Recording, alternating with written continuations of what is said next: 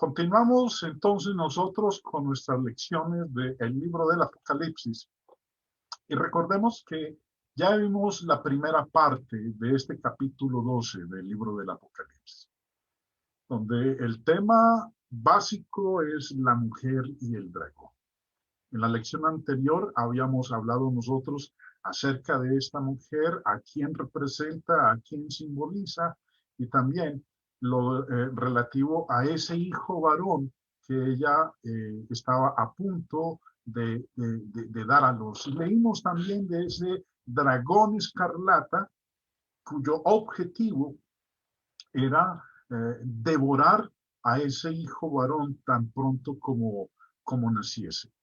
Hablamos de ese hijo varón y que, como vimos en los textos, se refiere a nuestro Señor Jesucristo y los distintos intentos que hizo este dragón, el diablo, por acabar con su vida y de esa manera poder destruir el plan de Dios para la redención del hombre. Ahora, hermanos, vamos a entrar a la segunda parte de esta lección que tiene que ver con esa guerra en el cielo, que va del verso 7 al versículo 12. El verso 7 nos dice, después hubo una gran batalla en el cielo.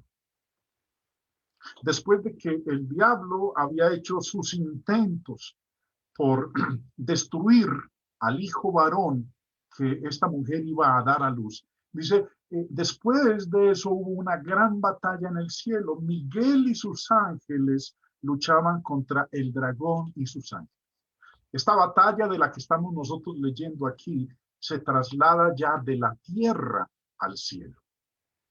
Esta batalla tiene que ver entre la lucha contra el dragón a la muerte de nuestro Señor Jesucristo, porque el diablo pensó que había ganado. Cuando Cristo muere en la cruz, Satanás cree que ha ganado y entonces se libra una gran batalla en el cielo. Y nos dice que el líder de esta batalla de las fuerzas del bien es Miguel. Miguel el arcángel. Ahora sabemos que es el arcángel porque la Biblia no nos habla a nosotros de varios arcángeles, solamente hay un arcángel. Cuando Judas escribe su carta, nos habla de este varón, de este arcángel, que luchó con Satanás porque quería apoderarse Satanás del cuerpo de Moisés. Dice ahí en Judas, versículo 9, pero cuando el arcángel Miguel contendía con el diablo, disputando con él por el cuerpo de Moisés, no se atrevió a proferir juicio de maldición contra él, sino que dijo, el Señor te reprenda. Hay otro texto donde se nos habla a nosotros de Miguel y se le describe como el principal de los príncipes. Daniel es el que nos habla de eso en su libro, en el capítulo 10, verso 13, mas el príncipe del reino de Persia se me opuso durante 21 días, mas he aquí Miguel, uno de los principales príncipes, vino para ayudarme y quedé allí con los reyes de Persia. Entonces Miguel era el líder del ejército de santos ángeles que Dios usó para derrotar al ejército de Satanás en su intento celestial de destruir a nuestro Señor Jesucristo. Ahora, el efecto de esta batalla es que el propósito y el plan de Dios en Cristo se cumplen perfectamente. Entonces luchaban Miguel, sus ángeles, contra el dragón, contra el diablo y los ángeles del diablo. Versículo 8. Dragón, se nos dice aquí del dragón. Sabemos que este dragón es Satanás. Y no tenemos nosotros que suponerlo, porque el mismo escritor nos lo dice. Dice ahí en el versículo 9, bajando 2 versículos, dice, y fue lanzado fuera el gran dragón, la serpiente antigua, que se llama Diablo y Satanás, el cual engaña al mundo entero. Fue arrojado a la tierra y sus ángeles fueron arrojados con él. Esto ocurre después de la resurrección y ascensión de nuestro Señor Jesucristo a los cielos, como lo vamos a ver en un instante en la parte final de este capítulo 12. El verso 8 nos dice, pero no prevalecieron. No prevalecieron los ángeles del diablo, ni se halló lugar para ellos en el cielo. Recuerden que el espectáculo apocalíptico se ha desplazado, se ha trasladado de la tierra al cielo. Dice, no prevalecieron. El dragón fue vencido por Miguel y su hueste de soldados, de ángeles que conformaban también su ejército. Jesucristo resucitó de los muertos. Una verdad que es confirmada por el apóstol Pedro. Ya usted ha leído en Hechos de los Apóstoles, capítulo 2, que nos dice Pedro en el verso 24, al cual Dios levantó suelto los dolores de la muerte, por cuanto era imposible que fuese retenido por ella. Recuerden, hermanos, que cuando el Señor estaba hablando con los apóstoles al inicio de su ministerio, les preguntó que qué decían los demás acerca de él, que qué creían ellos con respecto a él. Y fue cuando Pedro le dijo, tú eres el Cristo, el Hijo del Dios viviente. Y Jesús le dijo, bienaventurado eres Simón, hijo de Jonás, porque esto no te lo reveló carne ni sangre, sino mi Padre que está en los cielos. Y a ti también te digo que tú eres Pedro, y sobre esta roca edificaré mi iglesia, y las puertas del Hades no prevalecerán contra ella. Tú eres Pedro, y sobre esta roca, recordemos que la roca es Cristo, y fue sobre esa roca que las puertas del Hades no prevalecieron contra ella. A veces algunos hermanos lo aplican a la iglesia, pero aquí la prevalecencia del Hades es sobre la roca. La roca fue al Hades, pero no lo retuvo, no lo contuvo. Las puertas del Hades no prevalecerán contra ella. Esa roca se levantó de entre los muertos para no morir nunca más. Si no se hubiera levantado, nuestra fe sería en vano y la humanidad no tendría esperanza de vida eterna. Dice ahí la segunda parte del verso, ni se halló lugar para ellos.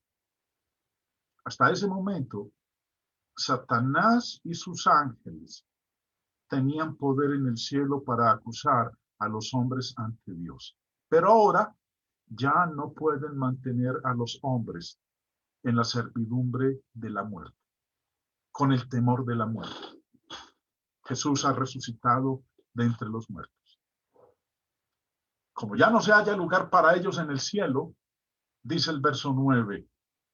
Bueno, antes de ver el verso 9, recordemos lo que estoy diciendo, hermanos, de que esto tiene que ver con ese conflicto que ocurre después de la muerte de nuestro Señor Jesucristo en la cruz. Verso 10 al 12 nos lo dice y ahorita lo vamos a mirar en detalle, pero vamos a leerlo. Dice, entonces oí una gran voz en el cielo que decía, ahora ha venido la salvación, el poder y el reino de nuestro Dios y la autoridad de su Cristo, porque ha sido lanzado fuera el acusador de nuestros hermanos, el que los acusaba delante de nuestro Dios día y noche. Este conflicto ocurre cuando Jesús muere en la cruz. El conflicto, la guerra entre Miguel con sus ángeles contra el diablo y sus ángeles. Y ellos le han vencido por medio de la sangre del Cordero y de la palabra del testimonio de ellos, y menospreciaron sus vidas hasta la muerte. Por lo cual alegraos cielos y los que moráis en ellos. Ay de los moradores de la tierra y del mar, porque el diablo ha descendido a vosotros con gran ira, sabiendo que tiene poco tiempo. Verso 9. Y fue lanzado fuera el gran dragón, la serpiente antigua, que se llama Diablo y Satanás, el cual engaña al mundo entero. Fue arrojado a la tierra y sus ángeles fueron arrojados con él. Fue arrojada la serpiente antigua. No sé a cuántos de ustedes, hermanos, pero a mí en particular, cuando leo siempre este verso y que se nos habla de la serpiente antigua, me viene a la mente Génesis capítulo 3, cuando la serpiente, la más astuta de todos los animales, engañó a Eva. La serpiente antigua, esa de la que habla Génesis 3, esa es, esa serpiente, la que siempre ha procurado frustrar el plan de Dios. Y desde el mismo principio nos dice que esta serpiente antigua se llama diablo. La palabra diablo viene de este término griego. El señor Bain en su diccionario nos dice el significado: acusador, calumniador, de diabalo, acusar, calumniar. Es uno de los nombres de Satanás. De ella se deriva la palabra castellana diablo y debiera aplicarse exclusivamente a Satanás como nombre propio. Daimón, demonio, es otro tipo de ser, aunque vulgarmente se aplique a Satanás. Hay un solo diablo. Hay muchos demonios. Solo hay un diablo, Satanás, el acusador, el calumniador. Hay muchos demonios, pero solamente un diablo. Ahora, no solamente se llama diablo, dice que también se llama Satanás. La palabra Satanás viene de este término griego. Como pueden observar, la palabra no fue traducida. La palabra fue transliterada. ¿Y qué significa el nombre o la palabra Satanás? Nos dice el señor Bain que significa adversario. Un adversario.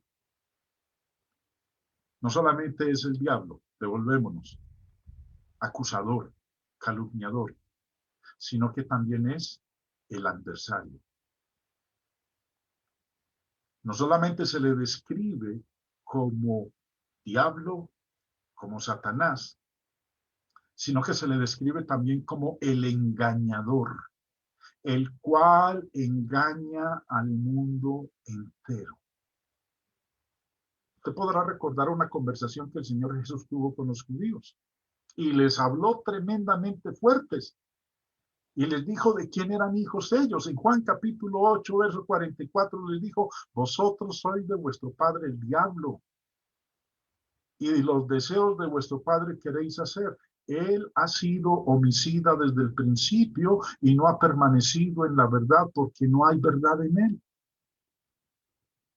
Cuando habla mentira, de suyo habla, porque es mentiroso y padre de la mentira.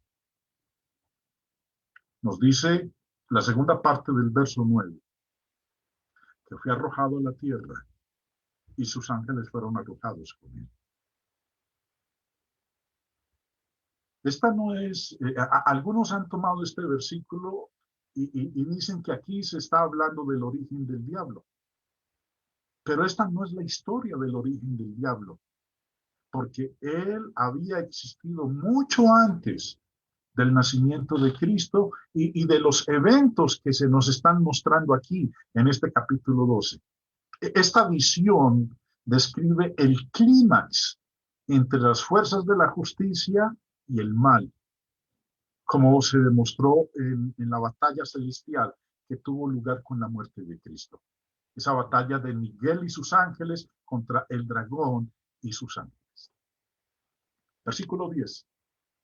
Entonces oí una gran voz en el cielo que decía: ahora la salvación, ahora ha venido la salvación, el poder y el reino de nuestro Dios y la autoridad de su Cristo, porque ha sido lanzado fuera el acusador de nuestros hermanos, el que los acusaba delante de nuestro Dios día y noche.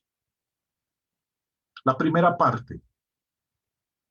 Recuerden, cuando Cristo muere, es sepultado y resucita de entre los muertos. Con eso, con su muerte, sepultura y resurrección, se lograron tres cosas que nos dice aquí el verso 10. Uno, ha venido la salvación. Es después de la muerte de Cristo que el hombre tiene acceso a la salvación. Cuando Él resucita de entre los muertos, adquiere el hombre la oportunidad y la bendición de la salvación. Lo segundo que se logra con la muerte, sepultura y resurrección de Cristo es que ha venido el reino de nuestro Dios. Recuerden que Cristo compró su reino con su sangre. Compró la iglesia con su sangre. Y lo tercero que se logra con la muerte, la sepultura y la resurrección de Cristo, hermanos, es que la autoridad de Cristo está establecida en todo el mundo. El día en que el Señor iba a retornar a los cielos, antes de ascender, reunido con sus discípulos, en Mateo 28 les dijo, toda autoridad me ha sido dada en el cielo y en la tierra.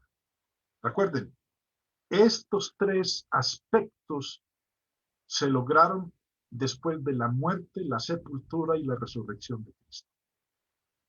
Cuando Miguel y sus ángeles enfrentaron al diablo y sus ángeles y los vencieron y los expulsaron del cielo, porque ha sido lanzado fuera, dice ahí la segunda parte del versículo 10, porque ha sido lanzado fuera el acusador de nuestros hermanos. Recuerden que diablo significa acusador. El que los acusaba delante de nuestro Dios día y noche. El diablo perdió la gran batalla en su guerra contra Dios. No pudo destruir al niño varón cuando nació en la tierra. Y finalmente, cuando Cristo muere, es sepultado y resucita, perdió el diablo la batalla espiritual en el cielo.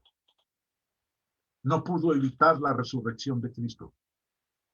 Por eso el acusador es expulsado del cielo y es menos poderoso a partir de ese momento en cualquier confrontación directa con Dios. Verso 11. Y ellos le han vencido por medio de la sangre del Cordero y de la palabra del testimonio de ellos y menospreciaron sus vidas hasta la muerte. Y ellos le han vencido. La palabra vencido viene de este término griego, nikao, que nos dice el señor Bain que significa vencer, alcanzar la victoria. Ahora, la pregunta, ¿quién venció? Dice, ellos le han vencido. ¿Quiénes fueron esos que vencieron? Bueno, nosotros leemos en la Escritura que los que vencieron fueron aquellos a quienes Satanás había perseguido, los que habían sufrido a manos de Satanás. Es lo que hemos venido estudiando en los primeros 11 capítulos de esa gran persecución que el diablo levantó contra el pueblo de Dios. Esos fueron los que vencieron. Ahora, ¿cómo vencieron? Aquí nos menciona a nosotros cómo fue que vencieron. Uno, dice que vencieron por medio de la sangre del Cordero. Dios, mediante su gracia, proporcionó los medios para el perdón mediante el sacrificio de Cristo. Nosotros purificamos nuestras almas mediante la obediencia y a través de la fe uno se sumerge en la muerte de Cristo, alcanzando así su sangre purificadora. ¿Cómo vencieron? Por medio de la sangre del Cordero. Dos, por medio de la palabra del testimonio de ellos. Más que confesar pecados, aunque es necesario, porque como dice en 1 de Juan 1:9, que si confesamos nuestros pecados, Él es fiel y justo para perdonar nuestros pecados. El testimonio de ellos que dice aquí, que fue como vencieron por medio de la palabra del testimonio de ellos. Ese testimonio involucró la confesión sin temor ante todos, especialmente ante los funcionarios romanos de su creencia de que Jesucristo es el Señor, el Hijo de Dios. Podemos imaginarse a alguno de estos cristianos dispuestos a abandonar la reunión de los santos o siendo indiferente acerca de su esperanza de la vida eterna. El cristiano comprometido da testimonio con sus palabras y acciones de si ama o no al Señor. En el trabajo, entre amigos, el idioma que habla, su manera de vestir, la compañía que mantiene, los lugares que frecuenta, el amor que manifiesta. Todas estas cosas testifican cuál es el estado del corazón. O ama al Señor o es un hipócrita. Y la tercera, el tercer medio por el cual vencieron ellos es que nos dice en la parte final del verso 11, menospreciaron sus vidas hasta la muerte. Su testimonio dio testimonio de su total compromiso y amor por el Señor. No apreciaron la vida a pesar de que enfrentaron el martirio. Dejaron todo para servir a Cristo, pero ganaron mucho más de lo que perdieron. Aquellos que son de mentalidad mundana se comprometerán en nombre del sentido común, en un intento de evitar lo que ellos llaman fanatismo. Solo aquellos que entienden las palabras de Jesús. Recuerden que él dijo en Juan 12:25, el que aborrece su vida la perderá, y el que aborrece su vida en este mundo para vida eterna la guardará. Esto nos muestra, hermanos, cómo fue que ellos vencieron. Ahora, versículo 12. Por lo cual alegraos cielos, y los que moráis en ellos. Ay de los moradores de la tierra y del mar, porque el diablo ha descendido a vosotros con gran ira, sabiendo que tiene poco tiempo. Empieza diciendo, por lo cual alegraos cielos y los que moráis en ellos. ¿A quiénes se está refiriendo? Bueno, se está refiriendo a los ángeles celestiales y a todos los santos que salieron de la gran tribulación. No solamente nos dice eso, hay una advertencia. En contraste con el regocijo en los cielos, dice, ay de la tierra y del mar. Ay de los moradores de la tierra. Recuerden, hermanos, que esta expresión, moradores de la tierra, nosotros la vimos en el capítulo 10 y en el capítulo 11, en donde se hace alusión a los habitantes impíos, aquellos que no quisieron arrepentirse de sus pecados, el mundo no regenerado, aquellos que quisieron persistir en el pecado y no arrepentirse de ninguna de sus abominaciones. Eso lo vimos nosotros en las clases anteriores. Y habla no solamente de ay de los moradores de la tierra, sino que también dice ay de los moradores del mar. Recuerden que el libro del Apocalipsis es un libro simbólico. Cuando habla aquí del mar, se está refiriendo a la masa de la sociedad. Bueno, de esto vamos a hablar en detalle en el capítulo 13, versículo 1, que es nuestra próxima lección. Porque en el verso 1 habla de una bestia espantosa y terrible que sube del mar. No del mar literal, sino de la sociedad humana, de la masa de la sociedad humana. Por eso lo vamos a ver cuando lleguemos ya al capítulo 13, que será en nuestra próxima lección. Dado que el diablo falló cuando se enfrentó a Dios, ¿qué le queda por hacer? Quizás pueda destruir el reino de Dios en la tierra luchando contra los santos de Cristo, porque sabe que tiene poco tiempo. Nos dice ahí la segunda parte del verso, porque el diablo ha descendido a vosotros con gran ira, sabiendo que tiene poco tiempo. Llegamos entonces a esta sección del verso 13 al 17. La mujer.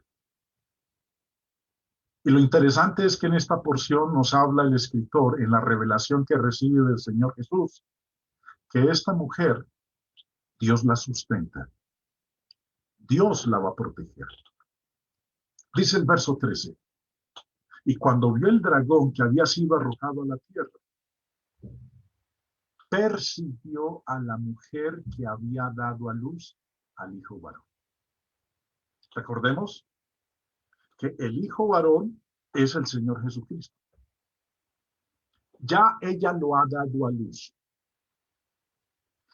El diablo no pudo matar al hijo varón. Creyó que lo había matado cuando Cristo muere en la cruz, pero resucita de entre los muertos.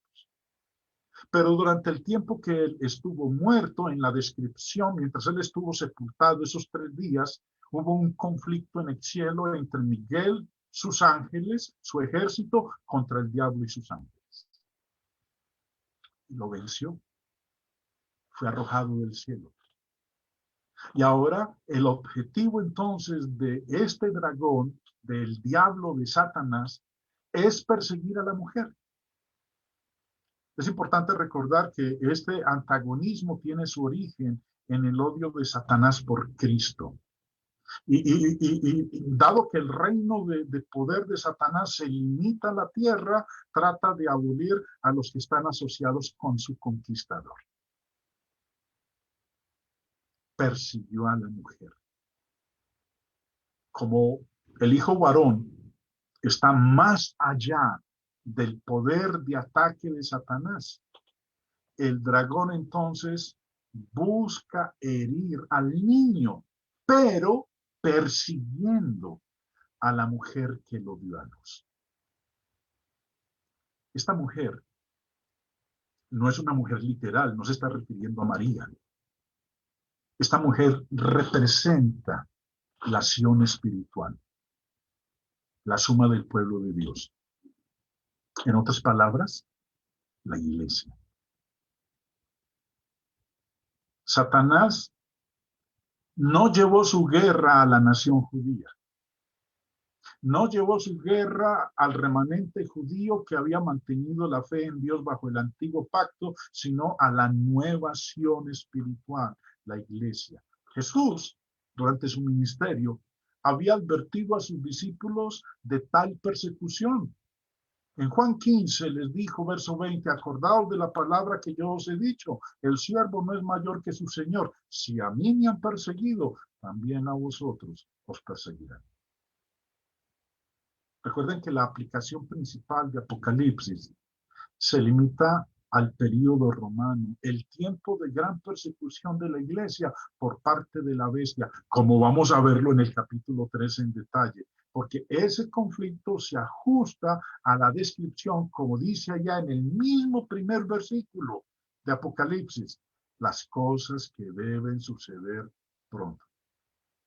Pero aún así, hasta el día de hoy, Satanás continúa desanimando a los cristianos para hacer que abandonen la fe. Uno tiene que preguntarse constantemente si vive para este mundo presente o vive para esa maravillosa herencia en el mundo venidero. Verso 14.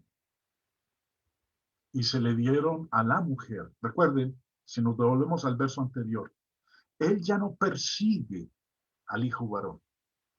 O digámoslo como lo acabé de expresar hace un momento, va a perseguir al hijo varón, ya que no pudo con él, va a perseguirlo a través de la mujer. Va a tratar de destruir a la mujer.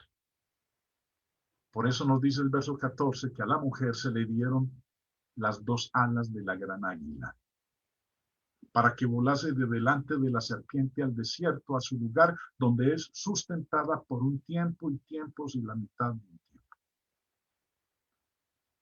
La mujer.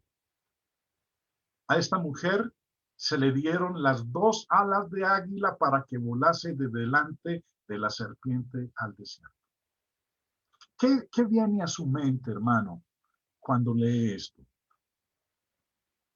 Recuerden que cuando Dios sacó al pueblo, a su pueblo, al pueblo de Israel, de la esclavitud en Egipto, usó un lenguaje similar.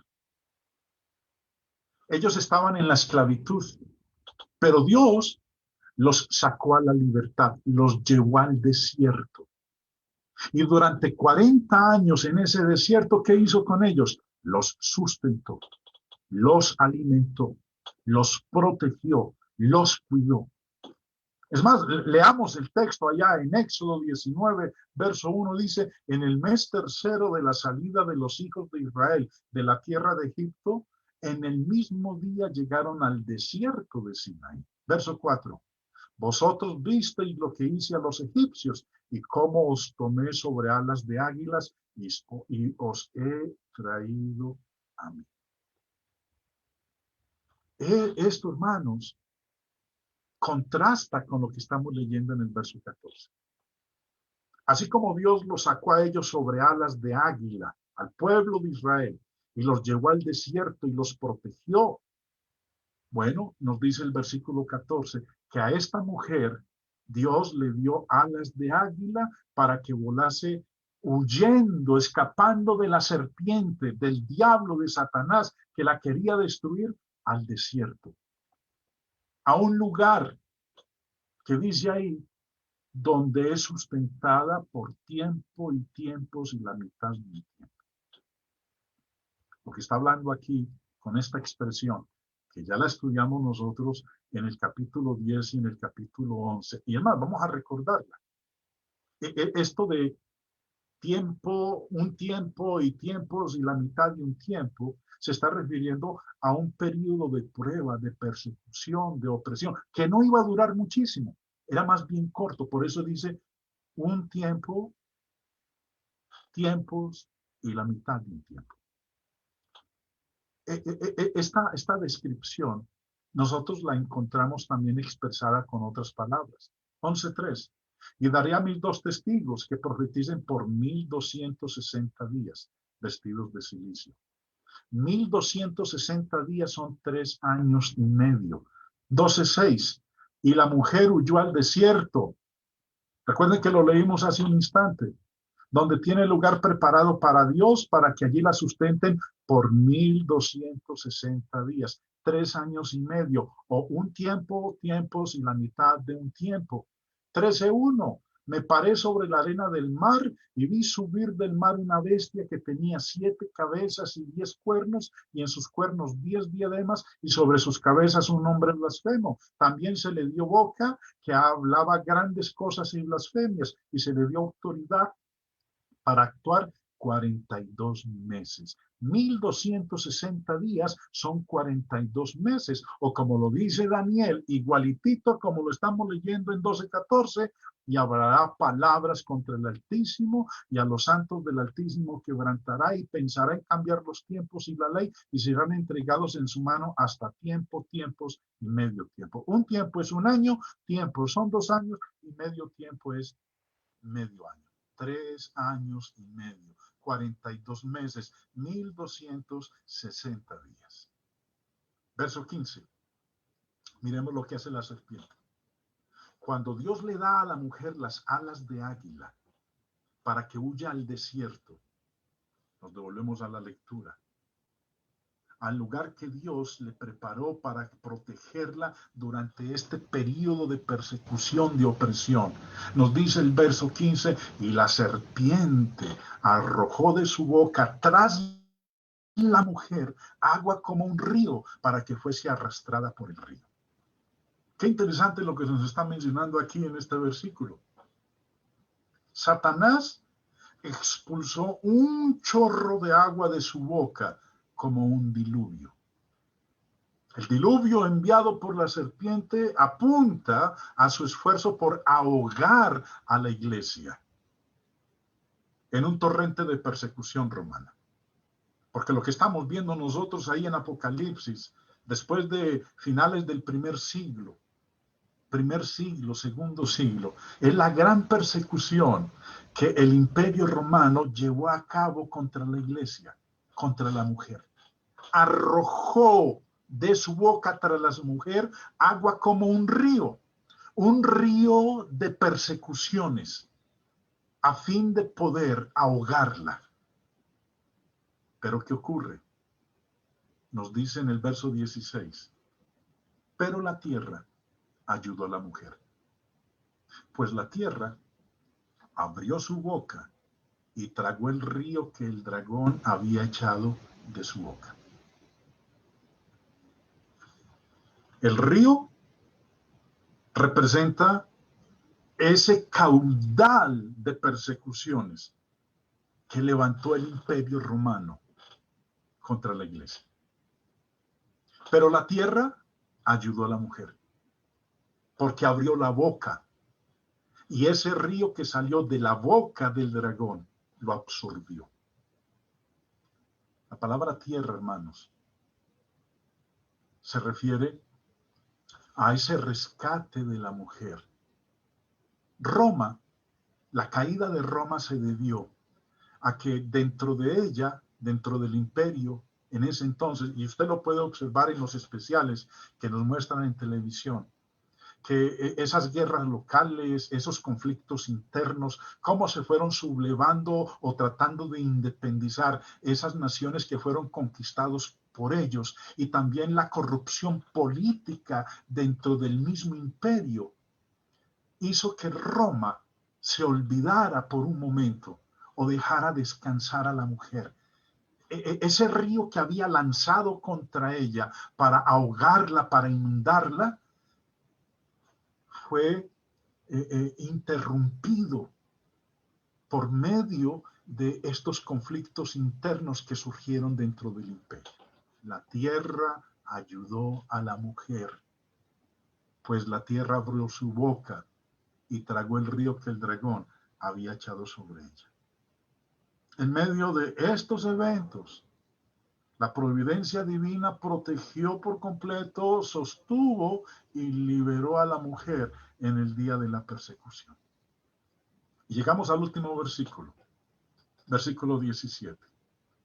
Entonces el dragón se llenó de ira contra la mujer y se fue a hacer guerra contra el resto de la descendencia de ella, los que guardan los mandamientos de Dios y tienen el testimonio de Jesucristo. Para entonces, la mujer y su descendencia se han convertido en uno. Cuando la mujer fue presentada por primera vez, ella representaba la fe del Antiguo Testamento. Pero a fines del siglo I y durante la hora de la persecución descrita en Apocalipsis, la mujer se había transformado y ahora representaba al pueblo de Cristo, el remanente de su simiente, la iglesia, los que obedecieron fielmente al Evangelio y continuaron viviendo por él, los que guardan los mandamientos de Dios y tienen el testimonio de Jesucristo. Este es, hermanos, el capítulo 12 del Apocalipsis. Dios permita que nos encontremos nuevamente dentro de 8 días para el estudio del capítulo 13, donde se nos habla de 2 bestias, una que sube del mar y otra que sube de la tierra. Y vamos a descubrir quiénes son esas 2 bestias.